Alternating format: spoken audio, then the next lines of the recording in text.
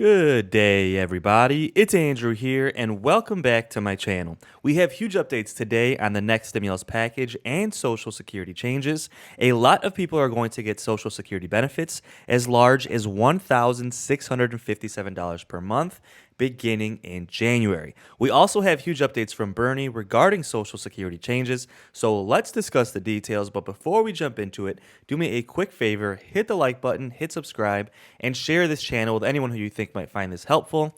This is a community for seniors and those who are disabled, and my job is to be a voice for you to make sure that President Biden is keeping his promise to increase Social Security benefits, increase SSI and SSDI, take care of seniors, approve stimulus checks for seniors, expand Medicaid, approve more affordable housing, and just across the board, take care of seniors like he said he would. So if you really want to support my work, subscribe to my second channel. Now, the link to that is going to be in the comments of this video.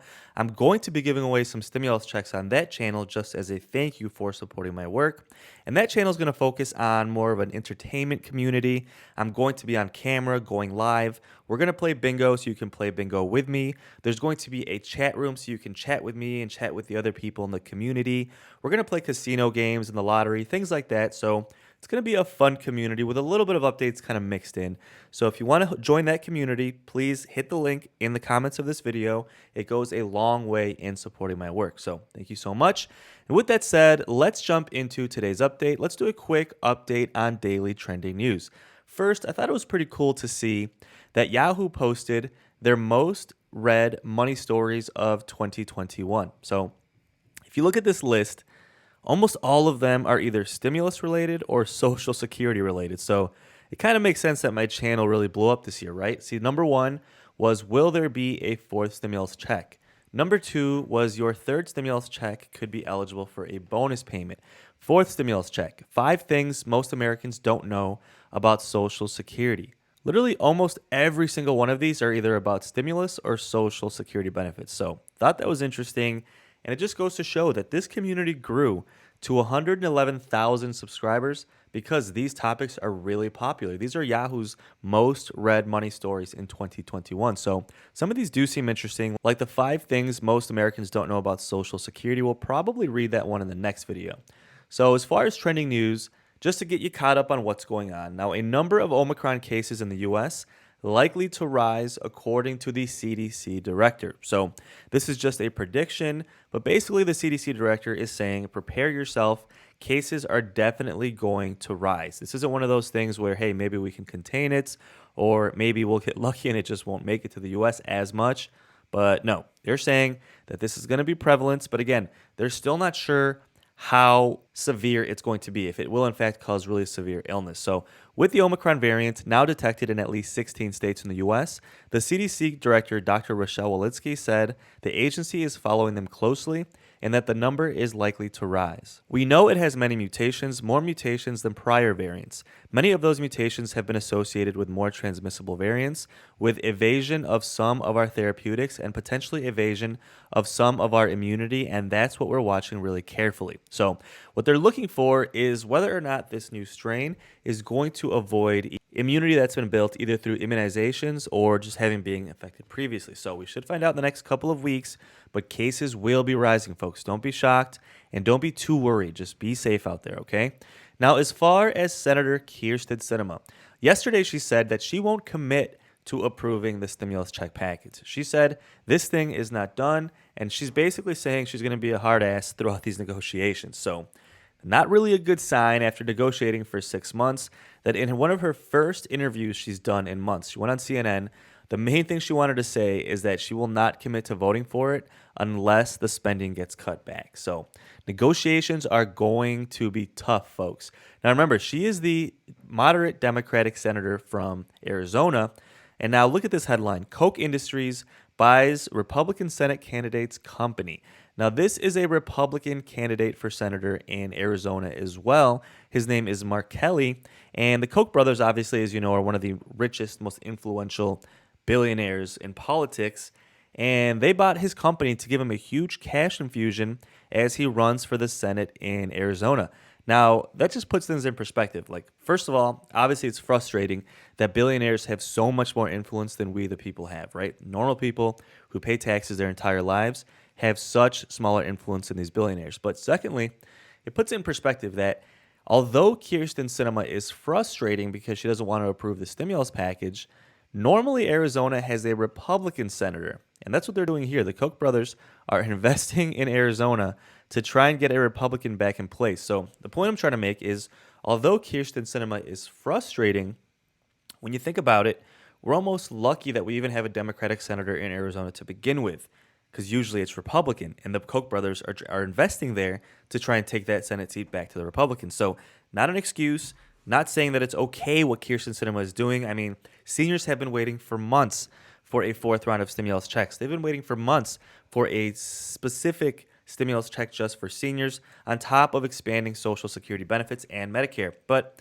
just puts things a little bit in perspective. Like, what if we had a Republican there? These stimulus packages wouldn't even be possible. So just, again, not an excuse, but just trying to put things in perspective. Now, one last thing on trending news, and then we'll jump right into Social Security benefits. Biden did sign the bill to avert a government shutdown. Now, this extends things until the middle of February, I believe February 18th. So basically what this did was provide more funding, billions of dollars, to keep the government funded for 2 more months, but they still have not raised the debt ceiling. Now, those two things are different, right?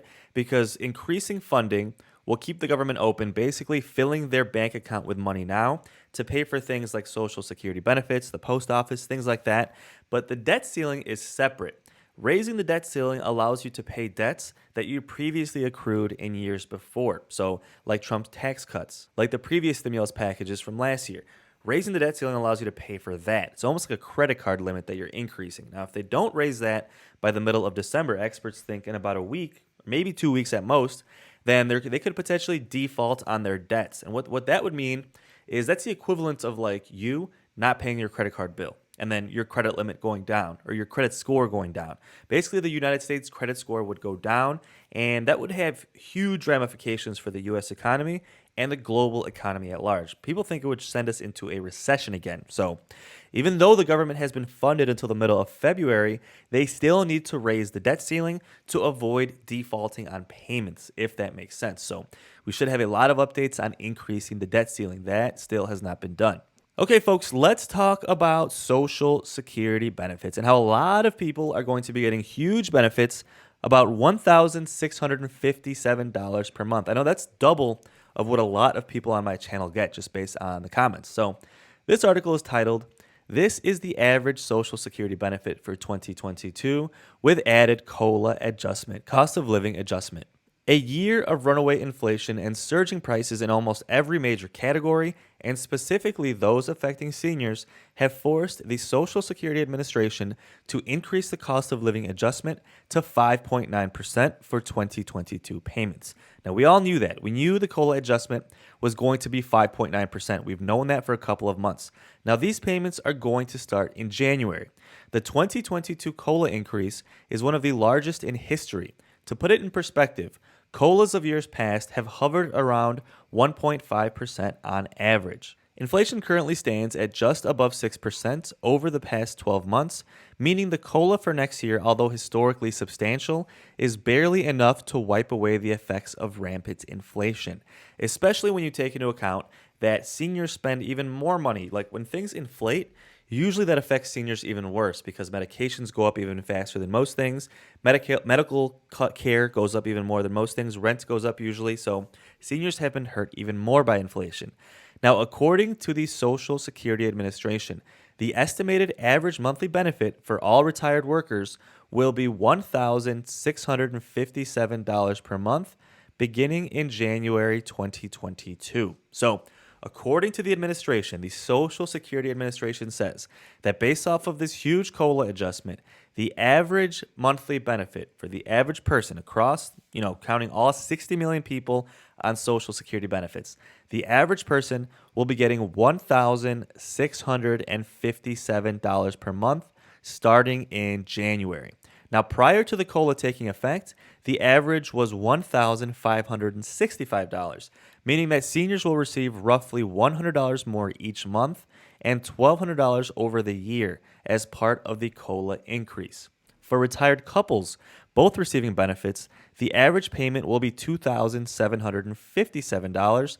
A widowed mother with 2 children will receive an average payment of $3,187, and a widow or widower alone will receive $1,553. So, a lot of numbers there, but what it's showing you is the average person, not everybody obviously, but the average person is going to be getting $1,657 per month beginning in January, thanks to this huge COLA increase. Now, I know most people on my channel, I know for a fact, get less than that. So I know this is frustrating, but this is a step in the right direction, right? And when you have an average, that means a lot of people are above that and a lot of people are below that. And right now we're in a situation where what we're trying to do is get a stimulus check now for seniors. That's the main thing I'm focusing on this channel, is delivering that message every single day. I've been emailing Bernie Sanders, sending letters, hoping that they'll keep pushing for that stimulus check, because that stimulus check will keep you going until next year when hopefully Biden will increase Social Security benefits permanently, right?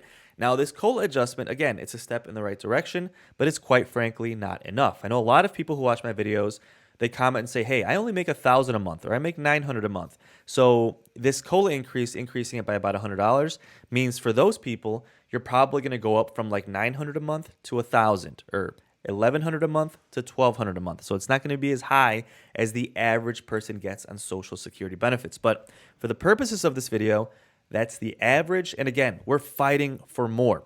We're fighting to get the stimulus check for seniors, hopefully $2,000. And personally, I think it should be $2,000 per month until Social Security benefits are permanently increased. Then we're fighting to make sure that Social Security benefits are increased across the board in the next stimulus package next year.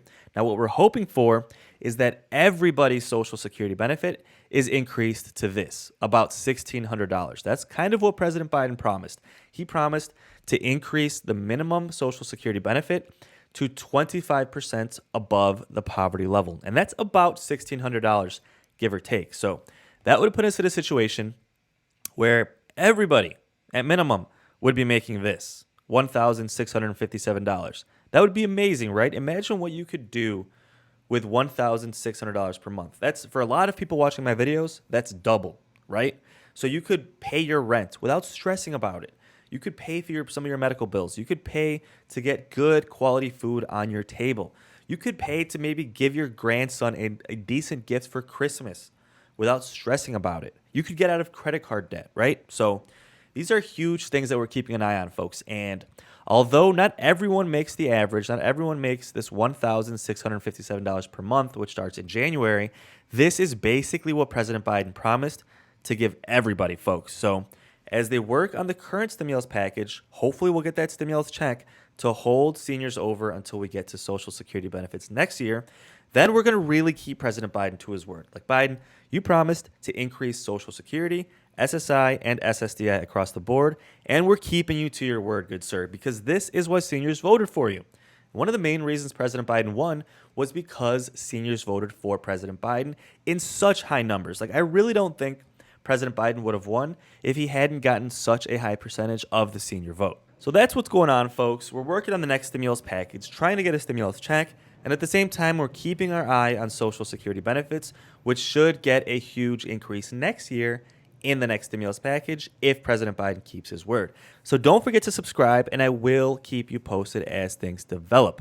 Now, to end this video, I'm going to show you a clip from Bernie Sanders talking about Social Security benefits and the fact that COLA adjustments have often not been enough. And what he wants to do is change the formula to calculate COLA to make sure it's bigger every single year. Now, he's going to touch on the fact that there's been a lot of years where seniors got no COLA adjustment. I believe it was 2010 and 2011 or 2009, 2010. There was no COLA 2 years in a row. He's going to touch on that and the fact that he wants to change the formula so this never happens again, okay? So let's take a look, see what Bernie Sanders had to say. Let me know your thoughts in the comments, and I'll see you on the next video. We're joined on the phone by independent Vermont Senator Bernie Sanders. This second year in a row, Senator Sanders, the Social Security Administration announced that beneficiaries won't get a cost of living increase. What's behind that? Well, as you know, the Department of Labor has a formula by which they determine inflation, and they have concluded that there is no inflation this year, and seniors and disabled veterans should not get a COLA. I have long had a problem with that formula, because, Bill, what that formula does is lump all of the consumption practices in the United States together. The problem is that for seniors, they purchase products and services very differently than the general population. For example, if you wanted to go out and buy a laptop computer or a flat-screen TV or a Kindle, prices have gone down. But most seniors are not buying those products. What most seniors are buying are health care services and prescription drugs.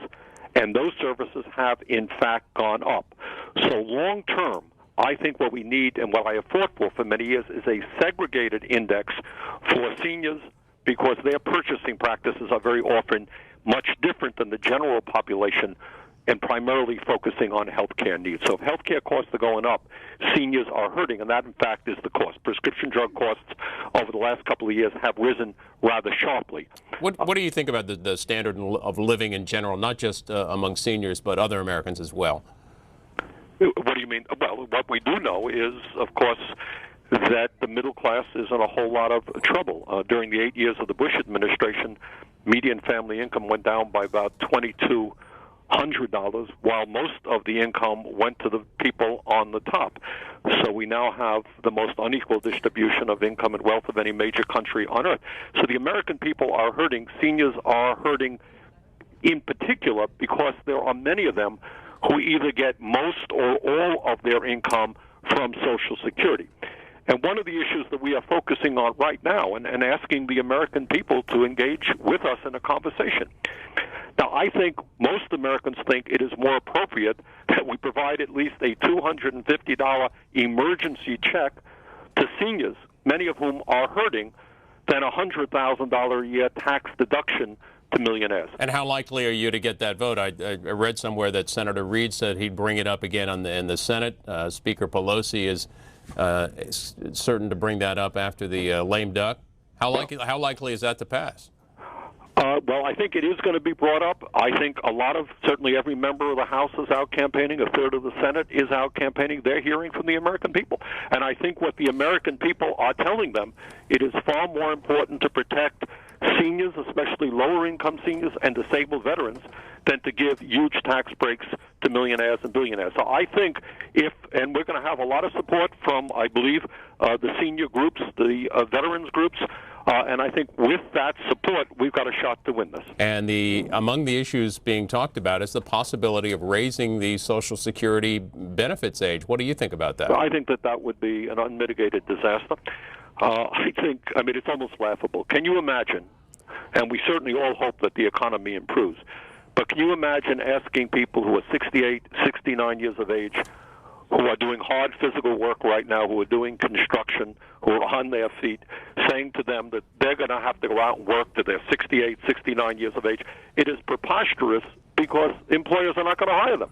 I mean, can you imagine when a 69-year-old construction worker, which is almost an oxymoron, I mean, people don't do that when they're 69, are going to be forced to compete against 25-year-old workers? It ain't going to happen. Those people will be unemployed. What do you do with somebody who is 68 or 69 or 70 who is unemployed, who is not receiving Social Security? Second of all, it's important to understand that with a $13 trillion national debt, Social Security has not caused 5 cents of that debt. Social Security today has a $2.5 trillion surplus, which is going up.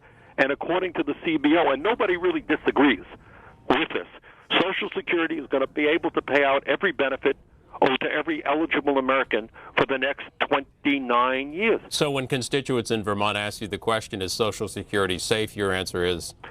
What I tell them is if they hear anyone telling them that Social Security is going bankrupt, that's a lie. It is untrue.